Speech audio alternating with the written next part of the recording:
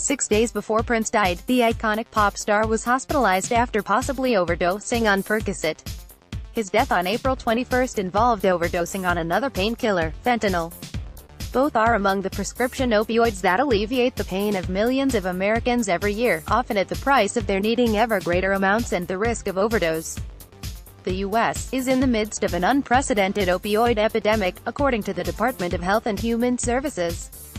Prescription opioid overdoses killed more than 165,000 Americans between 1999 and 2014, and the health and social costs of abusing such drugs are estimated to be as much as $55 billion a year.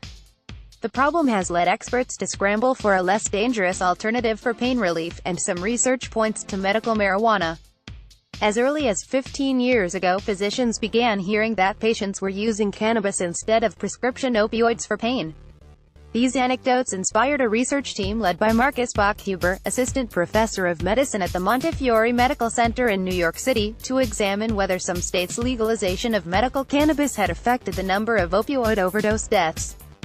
Published in 2014, the study revealed an intriguing trend. Between 1999 and 2010, states that permitted medical marijuana had an average of almost 25% fewer opioid overdose deaths each year than states where cannabis remained illegal.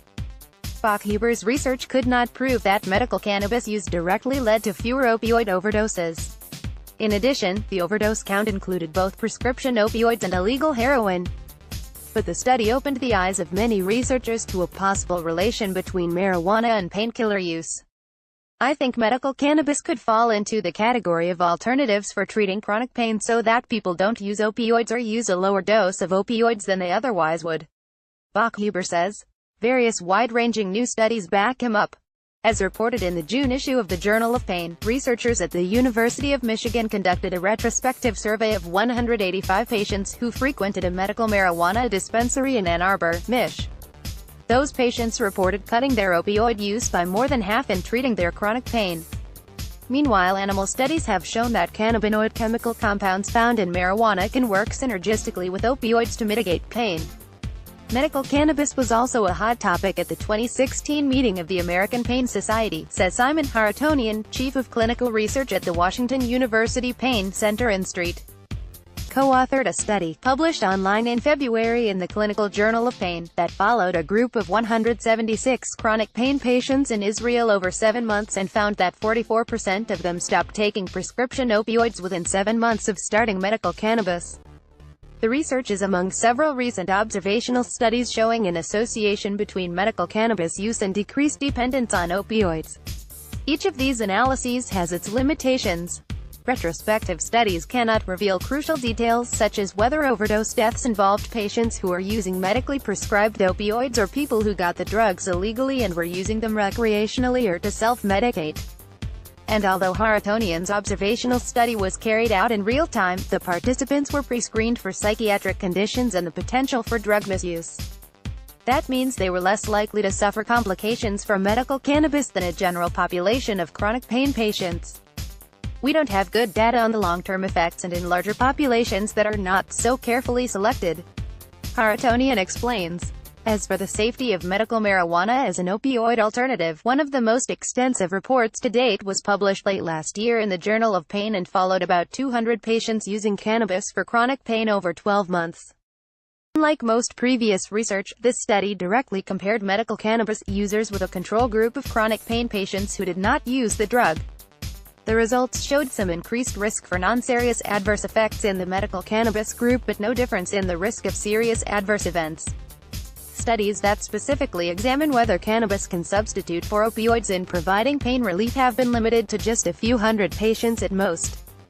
But the largest observational study yet is already underway. Tilray, a Canadian producer of cannabis products, has backed the 1,000-patient study that extends across 20 Canadian clinics and covers a total of 6 months. Most research has mostly relied on patient self-reporting, which is great and useful, says Philippe Lukes, vice president of patient advocacy at Tilray. But we really need to study the substitution effect in real time. Experimental clinical trials would provide the most definitive proof on any cause and effect relation between medical cannabis and reduced opioid use, says Mark Ware, director of clinical research at the Allen Edwards Pain Management Unit at McGill University and lead author of the Journal of Pain Safety Study. but experimental research with medical cannabis remains difficult because the U.S. classifies it as a Schedule I substance that has no currently accepted medical use and a high potential for abuse. Most other countries have similar restrictions, which pose challenges for researchers to legally obtain cannabis or to get approval for clinical trials. Such trials are also a necessary next step because they would help determine safety. All experts interviewed for this article see medical cannabis as a potentially viable treatment option for chronic pain, but many also worry about rushing ahead without a better understanding of the long-term effects of marijuana, which carries its own risks of substance abuse and unwanted side effects. We have all these states that have legalized medical cannabis, says Kevin Bonka, a Ph.D. candidate in environmental health sciences and public health at the University of Michigan and co-author on the Ann Arbor study. This point